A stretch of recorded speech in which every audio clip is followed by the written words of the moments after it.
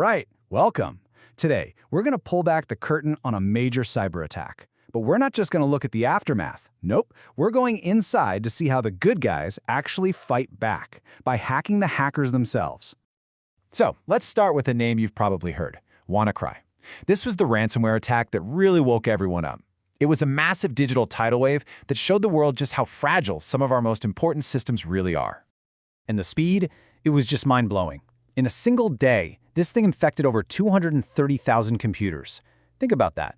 This wasn't some slow-moving virus. It was a digital wildfire.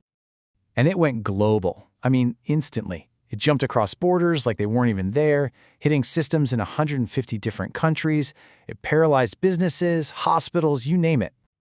Yeah, the impact was just devastating. This wasn't just some small tech glitch. We're talking about huge companies, essential services being completely locked out of their own files. And then, the attackers had the nerve to demand a ransom to give it all back. So how on earth did one attack cause so much chaos? Well, it all boils down to a classic 1-2 punch that attackers use to break through pretty much any digital defense. First up, you need a vulnerability. Just think of this as a chink in the armor. It could be a piece of software that's out of date, or maybe a setting that was overlooked. Basically, it's a digital unlocked door that no one realized was even there. Okay, so if the vulnerability is the unlocked door, then the exploit, well, that's the key. It's a special piece of code, custom built to walk right through that specific unlocked door and give an attacker control. Now, the exploit that made WannaCry possible is pretty legendary in the security world. Its name is EternalBlue. It was an incredibly powerful tool that turned a fairly common flaw in Windows into a full-blown global crisis. So, to stop something like EternalBlue, you can't just sit back and wait for it to hit you. Security experts have to get ahead of the game. They have to learn to think and even act exactly like the bad guys. And this is where we meet the white hat hackers, or ethical hackers. These are the good guys. They're security pros who are actually hired to break into their client systems. Why?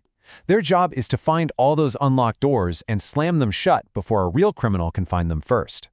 And these ethical hackers have some seriously powerful tools. They use something called an exploitation framework. The best way to think about it is like a digital shooting range.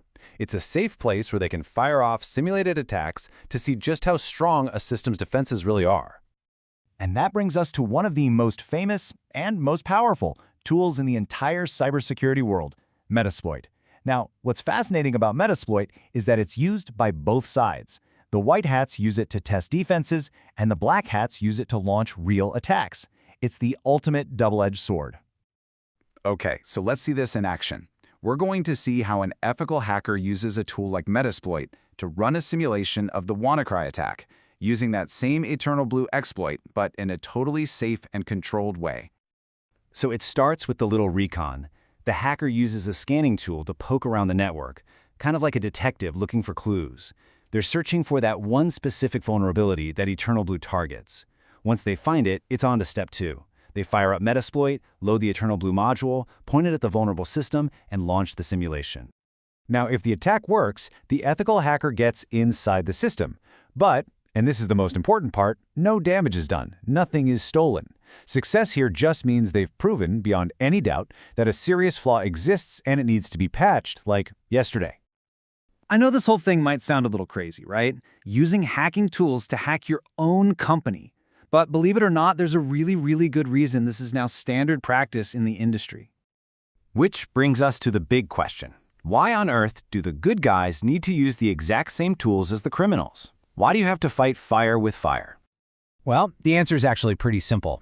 It's because it's the only way to see your network through an attacker's eyes. It lets you test if all that expensive security software is actually working. It lets you find the holes and fix them before they get exploited for real.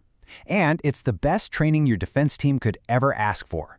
It's all about being proactive instead of just being reactive. And really, this whole process perfectly captures the reality of cybersecurity today. It's this constant, endless cat-and-mouse game, which leads us with one final thought to chew on.